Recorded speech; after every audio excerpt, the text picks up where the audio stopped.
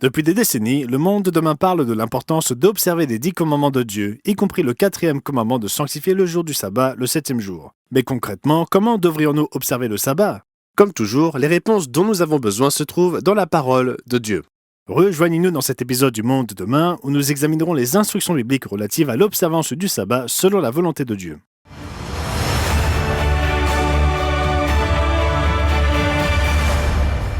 Bienvenue de la part de toute l'équipe du Monde de demain et de notre sponsor, l'Église du Dieu vivant.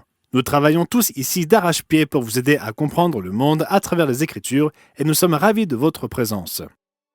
Les téléspectateurs de longue date du Monde de demain, ainsi que la plupart de nos abonnés, savent que nous sommes zélés pour respecter les 10 commandements, y compris le 4e d'entre eux, nous ordonnant d'observer le sabbat du 7e jour. Jésus-Christ observait ce sabbat du 7e jour, tous ses disciples du 1er siècle l'observaient, qu'ils soient juifs ou non. Tout au long de l'histoire, une lignée ininterrompue de fidèles chrétiens l'a également observé, conformément aux commandements divins. Et la ressource gratuite que nous offrons aujourd'hui à tous nos téléspectateurs, quel est le jour du sabbat chrétien, confirme cette vérité à maintes reprises à plus de 100 000 personnes qui l'ont demandé. Ne quittez pas l'écran des yeux pour obtenir les informations nécessaires pour demander votre exemplaire gratuit de cette ressource qui changera votre vie. Mais comment observer exactement le sabbat du 7e jour? Aujourd'hui, nous allons vous donner la réponse biblique à cette question. Mais avant cela, commençons par 2 erreurs à éviter. La première est la croyance selon laquelle nous devrions nous référer aux pratiques hébraïques et le judaïsme pour comprendre comment observer le sabbat. C'est une erreur pour plusieurs raisons. Tout d'abord, au fil des siècles, le judaïsme a ajouté de nombreuses règles, restrictions et conditions supplémentaires créées par l'homme que Dieu n'avait jamais prévues dans l'observance du sabbat. Déjà à l'époque de son ministère terrestre au 1er siècle, Jésus-Christ remit en question les dirigeants juifs qui avaient fait du sabbat de Dieu un fardeau. Prenons pour preuve l'enseignement et l'exemple de Christ dans Marc chapitre 2 à partir du verset 23. Il arriva un jour de sabbat que Jésus traversa des champs de blé. Ses disciples, chemin faisant, se mirent à arracher des épis. Les pharisiens lui dirent « Voici, pourquoi font-ils ce qui n'est pas permis pendant le sabbat ?» Parcourez les Écritures de la Genèse à l'Apocalypse et vous ne trouverez aucun passage dans lequel Dieu dit qu'il est interdit de se nourrir en cueillant quelques épis de blé le jour du sabbat. Vous trouverez des instructions nous demandant de ne pas utiliser les époques du labourage de la moisson de l'année comme excuse pour ne pas respecter le sabbat. Cela se trouve dans Exode 34, verset 21. Mais personne ne songerait à dire, à juste titre, que les apôtres de Jésus effectuèrent une moisson. Ils enfreignaient les règles trop strictes et non bibliques du judaïsme, mais ils n'étaient pas coupables d'avoir enfreint le 4e commandement. S'ils l'avaient été, alors Jésus l'aurait été aussi. Or, nous savons qu'il n'a jamais enfreint un seul des commandements de Dieu. Après avoir souligné comment le souverain sacrificateur à l'époque du roi David appliquait la loi de Dieu de bien meilleure manière, sans la détourner de son intention originelle, Jésus déclara dans les versets 27 et 28 que le sabbat a été fait pour l'homme, et non l'homme pour le sabbat, de sorte que le Fils de l'homme est maître même du sabbat. Il y a plusieurs enseignements à tirer de ce passage, et nous en aborderons quelques-uns plus tard. Pour l'instant, notez que Jésus souligna que Dieu a créé le sabbat pour le bien de l'homme et non l'inverse. Autrement dit, les exigences non bibliques que les autorités juives avaient ajoutées au commandement du sabbat en faisaient un fardeau que Dieu n'a jamais voulu. Les évangiles regorgent d'exemples où Jésus corrigea les soi-disant experts sur la manière correcte d'observer le sabbat. Les scribes, les pharisiens et les sacrificateurs étaient peut-être des experts en judaïsme, mais ils n'étaient pas des experts dans l'observance des lois divines telles que Dieu les a conçues. C'est toujours vrai de nos jours. L'apôtre Paul décrivait ses compatriotes juifs comme ayant du zèle pour Dieu, mais sans intelligence. C'est l'Esprit de Dieu agissant notamment au travers du ministère de son Église, laquelle constitue le corps du Christ, qui nous permet de comprendre la vérité et les Écritures, et non apprendre une langue ou appartenir à une culture ou un peuple en particulier. Observer le sabbat ne signifie pas adopter des pratiques issues du judaïsme ou de divers mouvements dits des racines hébraïques. Les commandements de Dieu sont souvent beaucoup plus simples que ce que les gens pensent. Pour observer le sabbat, nul n'a besoin d'adopter le judaïsme ou l'un des nombreux mouvements qui cherchent à l'imiter à degrés divers. Un autre piège que nous devons reconnaître est l'erreur qui consiste à traiter le sabbat comme s'il s'agissait d'un principe générique d'un jour sur 7 et non spécifiquement du 7e jour de la semaine que Dieu a spécialement mis à part comme son sabbat. Nous avons vu précédemment dans le livre de Marc que Jésus déclara que le sabbat a été fait ou créé pour l'homme. Cela souligne une vérité profonde au sujet du sabbat. Il a été précisément créé par Dieu. Lisons le récit de la création dans le chapitre 2 de la Genèse. Nous voyons que le sabbat était unique. Dieu l'a établi en s'abstenant de travailler. Ainsi furent achevés les cieux et la terre et toute leur armée. Dieu acheva au 7e jour son œuvre qu'il avait faite, et il se reposa au 7e jour de toute son œuvre qu'il avait faite. Dieu bénit le 7e jour, et il le sanctifia, parce qu'en ce jour, il se reposa de toute son œuvre qu'il avait créée en la faisant. Nous voyons ici que Dieu n'a pas mis à part n'importe quel jour de la semaine, mais spécifiquement le 7e jour. Cela se reflète dans l'énoncé même du 4e commandement cité dans Exode 20 à partir du verset 8. Souviens-toi du jour du repos pour le sanctifier. Tu travailleras 6 jours et tu feras tout ton ouvrage. Mais le 7e jour est le jour du repos de l'Éternel, ton Dieu. Nous lirons la suite du commandement plus tard. Notez à quel point il est évident que Dieu seul a le pouvoir de désigner une période ou un temps saint et qu'il a spécifiquement mis à part le 7e jour de la semaine en tant que jour de repos. Observer un autre jour de la semaine consiste à ne pas respecter le sabbat. Se reposer, bien sûr. Prendre du temps pour soi, peut-être, mais ce n'est pas respecter le sabbat.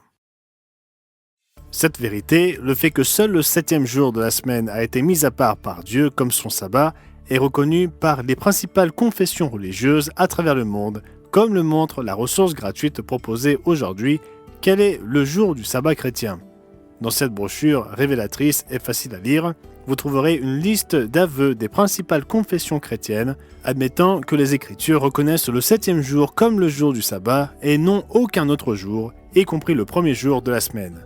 Si vous souhaitez comprendre quel est le jour du sabbat et comment l'observer pour cheminer plus étroitement avec Jésus-Christ et son Père, alors quel est le jour du sabbat chrétien est exactement le guide qu'il vous faut. Commandez dès à présent votre exemplaire gratuit et je reviendrai tout de suite pour vous expliquer 3 clés simples dont vous avez besoin pour commencer à observer le sabbat comme Dieu l'a prévu. Ne partez pas. Pour bénéficier de l'offre gratuite d'aujourd'hui, si vous habitez les Antilles-Guyane, appelez le 06 96 800 700. Et si vous habitez en Haïti, appelez le 509 46 59 93 82. Notre publication claire et concise vous aidera à comprendre les vérités essentielles issues des pages de la Bible. Si vous appelez pour la première fois, vous recevrez également un abonnement annuel gratuit à la revue du Monde de demain. 6 numéros inspirants traitant de l'actualité, de la science et de la culture moderne vous aideront à donner un sens à votre monde selon une perspective biblique. Appelez dès aujourd'hui et rejoignez les millions de personnes dans le monde entier qui se tournent vers le monde de demain pour y puiser la vérité, les sens des prophéties et l'espérance en cette période de confusion. Appelez dès aujourd'hui au rendez-vous sur mondedemain.org.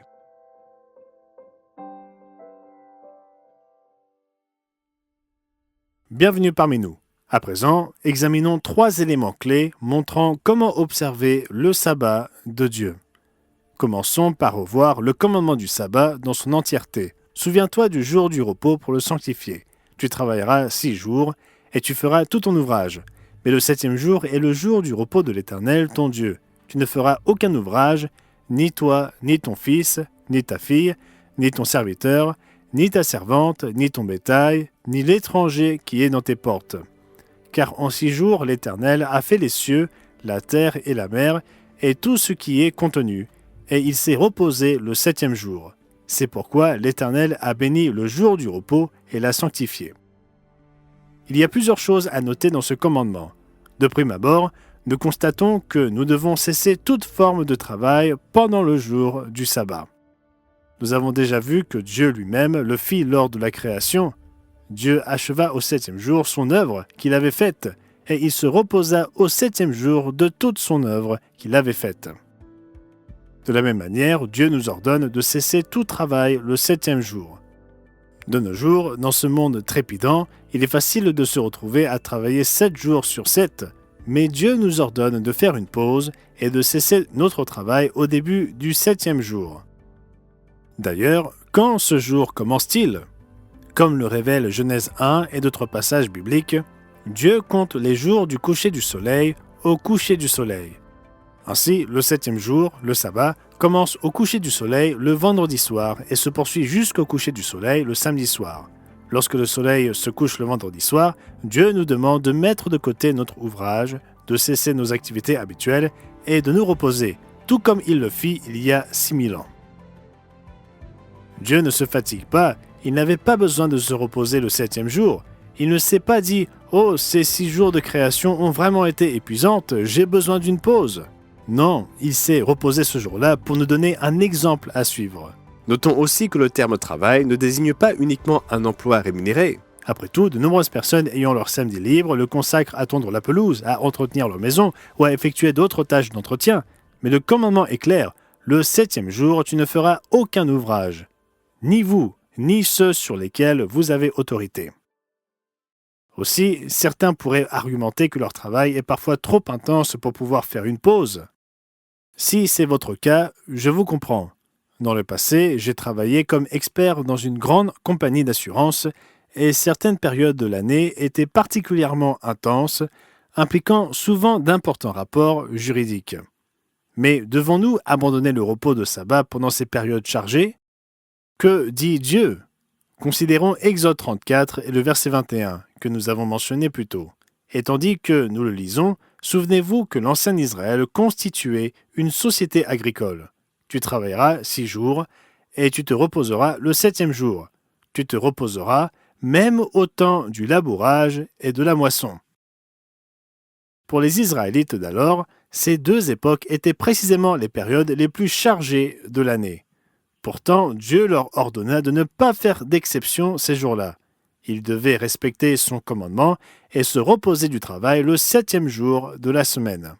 À partir du coucher du soleil, le vendredi soir, Dieu nous ordonne de nous concentrer sur des activités différentes, comme nous le verrons plus tard dans cette émission. Pour respecter le sabbat comme Dieu le souhaite, il faut notamment s'y préparer correctement. C'est d'ailleurs un principe qu'il enseigna aux anciens Israélites après les avoir libérés d'Égypte.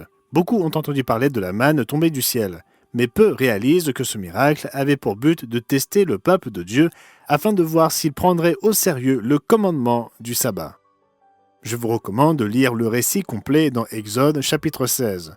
Dans l'immédiat, nous nous contenterons de noter que pendant les 5 premiers jours de la semaine, Dieu fit tomber chaque jour suffisamment de manne pour 7 journées. Cependant, le 6e jour, il en fit tomber l'équivalent de 2 jours, afin que les Israélites puissent en préparer suffisamment pour ce jour-là, ce que nous appellerions vendredi, et pour le sabbat qui suivait. Ainsi, le jour du sabbat, ils n'avaient pas besoin de sortir pour en chercher davantage, puisque Dieu leur en avait donné suffisamment pour 2 jours la veille. Moïse dit « Mangez-le aujourd'hui, car c'est le jour du sabbat. Aujourd'hui, vous n'en trouverez point dans la campagne.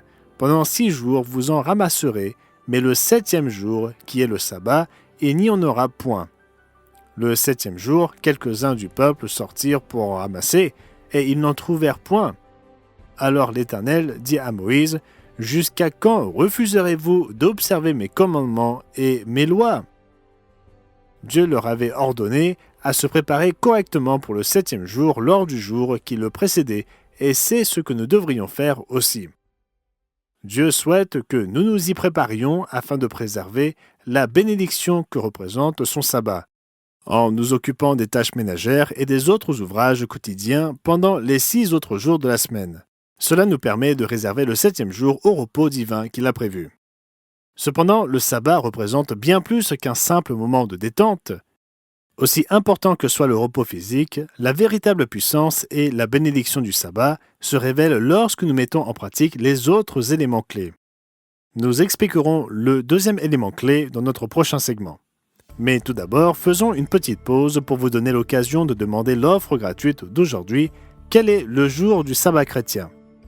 Dans cette brochure facile à lire, Roderick Meredith répond à de nombreuses questions sur l'observance du sabbat, notamment si la Bible enseigne le sabbat du 7e jour, pourquoi tant de gens observent-ils plutôt le dimanche? Pendant quel jour de la semaine Jésus ressuscita-t-il? Qu'en est-il des versets qui, selon certains, abolissent le sabbat? Le sabbat sera-t-il observé après le retour du Christ? Il n'y a aucun frais ni aucune obligation. Il suffit d'appeler, d'écrire ou de cliquer pour obtenir votre exemplaire. Et je reviendrai tout de suite après pour aborder le deuxième élément clé de l'observance du sabbat. Ne partez pas. Pour bénéficier de l'offre gratuite d'aujourd'hui, si vous habitez les Antilles-Guyane, appelez le 06 96 800 700. Et si vous habitez en Haïti, appelez le 509 46 59 93 82. Notre publication claire et concise vous aidera à comprendre les vérités essentielles issues des pages de la Bible.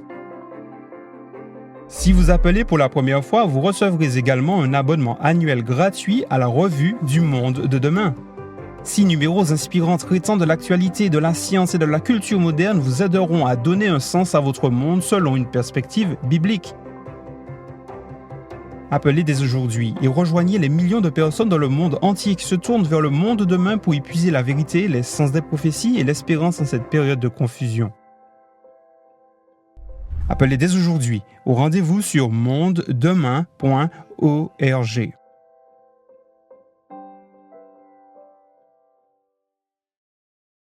Dans notre dernière partie, nous avons discuté d'un élément clé pour observer le sabbat du 7e jour. Cesser toute forme de travail. Un deuxième élément clé est que nous devons sanctifier le sabbat. Au-delà d'un jour de repos, le sabbat est un jour saint, c'est-à-dire mis à part par Dieu. Nous lisons cela dans le 4e commandement, avant même qu'il ne nous soit ordonné de nous reposer. Regardons à nouveau le commandement énoncé dans Exode chapitre 20. « Souviens-toi du jour du repos pour le sanctifier. » Ces paroles introduisent le commandement. Nous l'avons également vu dans le chapitre 2 de la Genèse. Relisons ce passage et souvenons-nous de ce que Dieu fit. Ainsi furent achevés les cieux et la terre et toute leur armée. Dieu acheva au 7e jour son œuvre qu'il avait faite, et il se reposa au 7e jour de toute son œuvre qu'il avait faite. Dieu bénit le 7e jour, et il le sanctifia, parce qu'en ce jour il se reposa de toute son œuvre qu'il avait créée en la faisant. Notez que Dieu ne s'est pas contenté de se reposer pendant le 7e jour, il le bénit et le sanctifia, c'est-à-dire qu'il le mit à part. Ceux qui tentent d'affirmer que le caractère sacré du sabbat commença au Sinaï ou que le sabbat est réservé au peuple juif n'ont aucun argument valable. Le sabbat a été sanctifié dès la création. En tant que jour saint mis à part des autres jours de la semaine, comme un temps sacré, nous ne devrions pas passer le sabbat du 7e jour de la même manière que nous occupons les autres jours. Après tout, vous pouvez vous reposer ou vous ressourcer le dimanche, le mardi ou le jeudi d'une manière ou d'une autre, aller au cinéma, regarder des événements sportifs, jouer au golf, assister à un concert ou lire quelques chapitres d'un roman captivant. Cependant, le sabbat n'est pas un jour de congé ou un simple moment de repos. C'est une période sacrée, mise à part par Dieu dans un objectif spécifique.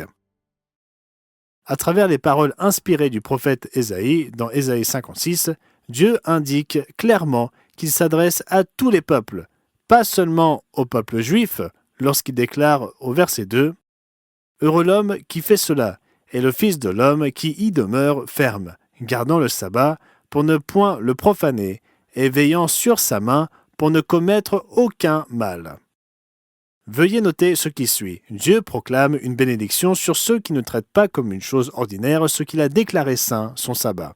Il développe cette idée dans les 2 chapitres plus loin dans Ésaïe 58, à partir du verset 13. « Si tu retiens ton pied pendant le sabbat, pour ne pas faire ta volonté en mon saint jour, si tu fais du sabbat tes délices, pour sanctifier l'Éternel en le glorifiant, et si tu l'honores en ne suivant point tes voies, en ne te livrant pas à tes penchants et à de vains discours, alors tu mettras ton plaisir en l'Éternel, et je te ferai monter sur les hauteurs du pays. » Alors, que signifient ces paroles? Pendant le jour du sabbat, nous devrions assurément chercher à passer plus de temps que d'habitude à prier et à étudier la parole de Dieu. Mais y a-t-il encore davantage? Dans la ressource gratuite d'aujourd'hui, quel est le jour du sabbat chrétien, Roderick Meredith, qui fut au service de Jésus-Christ en tant qu'évangéliste pendant plus de 60 ans et qui mit en pratique le mode de vie de Dieu pendant encore plus longtemps, expliqua ce que Dieu entend par ces passages dans Ésaïe. Nous ne devons pas rechercher notre propre plaisir pendant ce jour saint. Cela signifie que nous ne devons pas pratiquer nos hobbies ou nos activités de loisirs, mais cela ne nous empêche pas de faire des choses agréables au sabbat, puisque nous devons faire nos délices de ce jour. Le point est que, quoi que nous fassions, Dieu doit en faire intrinsèquement partie. Une promenade en famille dans un site naturel, par exemple, peut être une bonne façon de se rapprocher du Dieu suprême qui a fait la belle création que nous pouvons voir. Quand le 7e jour arrive, nous devons cesser de poursuivre notre propre voie, nos occupations habituelles et nos propres plaisirs, ou de discuter de choses quotidiennes dans lesquelles Dieu n'est pas impliqué. Cela est souvent très difficile, car c'est de l'abondance du cœur que la bouche parle. Pour vraiment observer le sabbat en esprit, nous devons axer nos pensées sur Dieu et sur les choses qu'il nous demande de nous concentrer durant cette période sainte. Nous serons alors bénis, comme Dieu l'a promis. Apprendre à respecter le commandement de Dieu en nous reposant de notre vie quotidienne habituelle et en considérant le 7e jour, le sabbat, comme le temps sacré qu'il représente, constitue ni plus ni moins qu'un changement de vie. Il existe toutefois un 3e élément clé pour observer le sabbat que nous aborderons dans la dernière partie de l'émission d'aujourd'hui. Mais avant cela, permettez-moi de faire une dernière pause pour vous donner la possibilité de demander votre exemplaire gratuit de cette ressource qui changera votre vie. Quel est le jour du sabbat chrétien? Le court extrait que nous venons de lire n'est qu'un avant-goût de ce que cette brochure gratuite a à offrir. Si vous n'avez jamais étudié ce sujet auparavant, vous allez vivre une transformation majeure dans votre vie. Roderick Meredith vous enseignera l'histoire du sabbat, la signification prophétique et le symbolisme du jour du sabbat et comment une apostasie dans l'Église chrétienne a remplacé le sabbat du 7e jour par le dimanche et comment un groupe fidèle a continué à observer ce sabbat pendant 2000 ans, tout comme Jésus et les disciples du 1er siècle l'ont fait. Prenez quelques instants pour demander votre exemplaire gratuit et je reviendrai tout de suite pour vous expliquer ce 3e élément clé biblique. Pour bénéficier de l'offre gratuite d'aujourd'hui, si vous habitez les Antilles-Guyane, appelez le 06 96 800 700. Et si vous habitez en Haïti, appelez le 509 46 59 93 82. Notre publication claire et concise vous aidera à comprendre les vérités essentielles issues des pages de la Bible.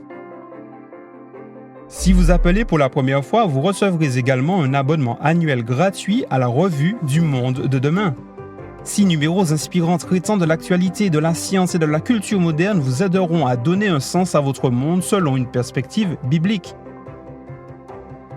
Appelez dès aujourd'hui et rejoignez les millions de personnes dans le monde entier qui se tournent vers le monde de demain pour y puiser la vérité, l'essence des prophéties et l'espérance en cette période de confusion.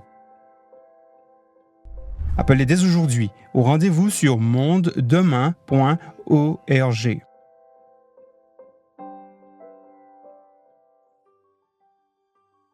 Nous avons abordé 2 éléments clés pour observer le sabbat tel que Dieu l'a conçu et prévu. Nous devons cesser notre travail le jour du sabbat. Nous devons sanctifier le sabbat. Beaucoup de personnes sincères s'arrêtent là et sans le savoir s'empêchent de profiter pleinement des bénédictions du sabbat du 7e jour tel que Dieu l'a conçu. Pour bénéficier de ces bénédictions, nous avons besoin d'un 3e élément clé. Nous devons nous réunir en sainte convocation pendant le jour du sabbat. Cela est expliqué dans Lévitique 23 à partir des versets 1 et 2. L'Éternel parla à Moïse et dit « Parle aux enfants d'Israël et tu leur diras « Les fêtes de l'Éternel que vous publierez seront de saintes convocations. Voici quelles sont mes fêtes. » Vous remarquerez qu'il n'appela pas ces jours les fêtes des Juifs, ni même les fêtes d'Israël. Dieu déclara sans embâche que ce sont ses fêtes, les fêtes de l'Éternel. De plus, il les qualifia de saintes convocations. Continuons. On travaillera 6 jours, mais le 7e jour est le sabbat, le jour du repos. Il y aura une sainte convocation. Vous ne ferez aucun ouvrage. C'est le sabbat de l'Éternel dans toutes vos demeures. Comme nous l'avons vu, Dieu met l'accent sur la sainteté du sabbat et la nécessité de le traiter comme un repos sacré. Mais il explique aussi qu'il s'agit d'une sainte convocation. Que cela signifie-t-il ?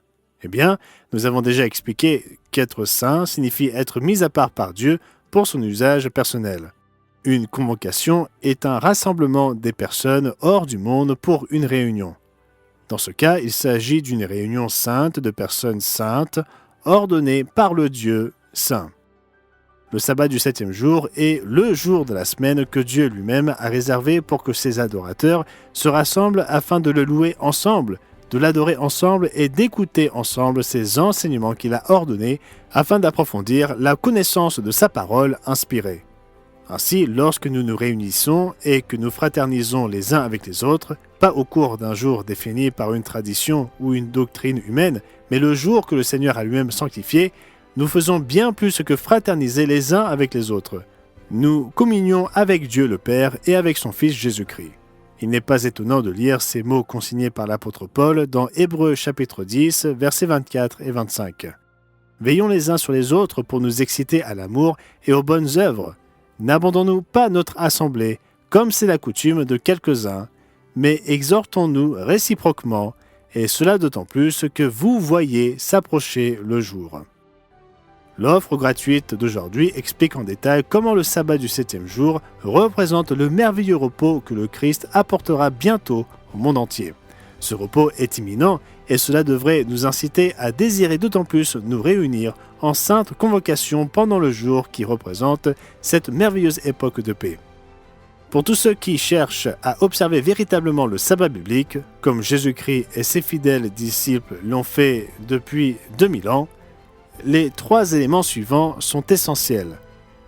Cessez tout travail, sanctifiez ce jour et vous rassembler en sainte convocation avec le peuple de Dieu. L'Église du Dieu vivant, sponsor de l'émission du Monde de demain, compte des congrégations observant le sabbat partout dans le monde, ainsi que des ministres du culte prêts à discuter avec vous si vous croyez que l'observance du sabbat est quelque chose que vous devriez rechercher pour marcher plus étroitement avec le Père et avec Jésus-Christ. Si vous souhaitez parler à l'un de nos ministres, contactez un de nos bureaux régionaux, dont l'adresse est fournie dans l'offre gratuite d'aujourd'hui, ou complétez notre formulaire en ligne sur mondedemain.org. Et j'espère sincèrement que vous profiterez de cette offre gratuite « Quel est le jour du sabbat chrétien ?» Elle vous ouvrira les yeux sur une relation plus étroite et plus intime avec votre Créateur que vous ne l'auriez jamais imaginé. Et bien sûr, j'espère que vous reviendrez la semaine prochaine. Lorsque vous reviendrez, vous retrouverez Gerald Weston, Rod McNair et moi-même ici, prêts à partager avec vous les enseignements de Jésus-Christ qui changent la vie, les prophéties éclairantes de la parole de Dieu et l'évangile du glorieux royaume de Dieu à venir. D'ici là, prenez soin de vous. Pour bénéficier de l'offre gratuite d'aujourd'hui, si vous habitez les Antilles-Guyane, appelez le 06 96 800 701. Et si vous habitez en Haïti, appelez le 509 46 59 93 82. Appelez dès aujourd'hui et rejoignez les millions de personnes dans le monde entier qui se tournent vers le monde de demain pour y puiser la vérité, les sens des prophéties et l'espérance en cette période de confusion.